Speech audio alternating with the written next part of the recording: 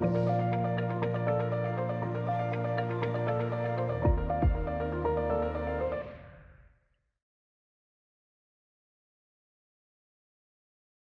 everyone to this short talk on teaching and learning at the Institute for Continuing Education. I'm Dr Corinne Boz. I'm the Director of the Academic Centres Division at ICE, and I have responsibility for overseeing the teaching and learning agenda.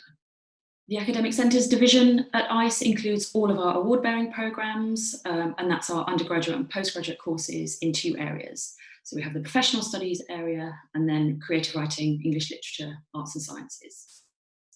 The Centre for Professional Studies also incorporates our apprenticeships team who support the design and delivery of our master's level apprenticeships.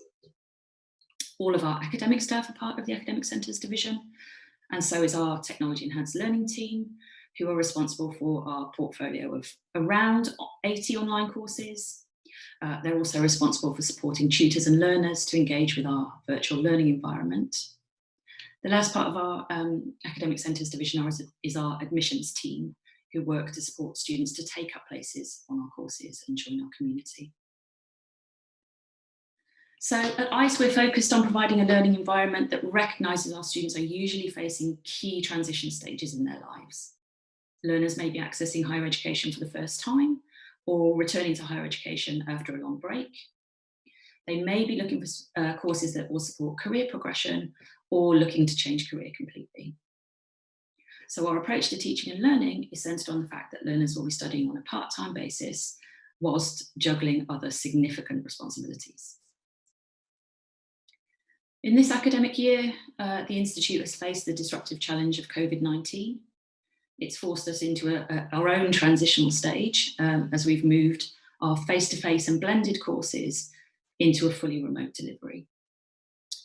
We're now looking forward to the new academic year, having made some key decisions about our delivery. So firstly, all of our one-year undergraduate courses will be delivered remotely for the whole academic year. And secondly, our postgraduate courses will begin remotely in the first term and will return to face-to-face when possible and in line with public health guidance. So what is remote delivery at ICE? What does this mean for delivery of our courses and for the experience of our learners? Our approach to teaching and learning is underpinned by a number of key principles that hold true for our teaching regardless of the mode of delivery. So we have a commitment to access for all learners who are motivated to engage. We hold the principle of a facilitated peer learning community, that we deliver the academic rigour expected of a Cambridge Award, that we're committed to equality, diversity and inclusive practices and open channels of communications with learners, and that we provide training and support for learners to enhance engagement with learning. For next year's remote delivery, our academic teams will be focused on all of these underpinning principles, as well as giving explicit consideration to some of the specifics of effective online teaching and learning. So they will, for example, be thinking about the balance between synchronous and asynchronous learning. In other words, the amount of learning that will be accessed in a live session where the whole class come together at the same time, versus the amount of time that learners are able to access material in their own time and at their own pace.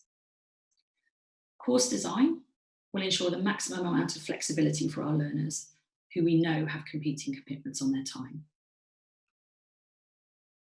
So one of the key benefits for taking a course at ICE is the engagement in a peer network and the sense of belonging and community, and our students tell us this all the time. This will also form a key element of our remote course delivery.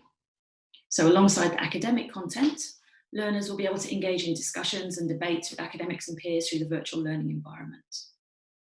Activities will focus not only on the delivery of material, but on the ways of engaging with that material as a group.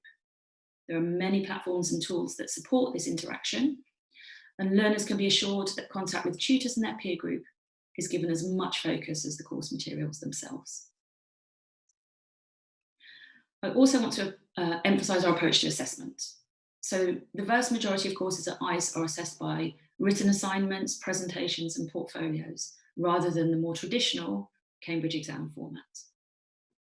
Our assessments are designed to provide learners an opportunity to reflect on and then demonstrate their learning, and they're usually submitted on a termly basis.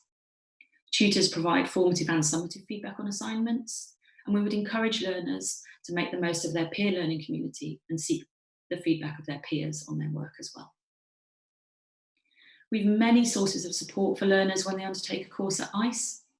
Our technology enhanced learning team has over 10 years of experience of delivering online learning at ICE and provide training for staff and students on all aspects of engaging with educational technologies like the virtual learning environment, Panopto, Zoom, etc.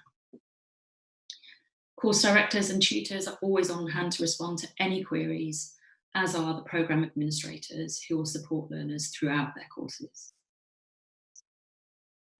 If you'd like to know more about teaching and learning at ICE, or you're interested in taking some of our courses, please refer to our website.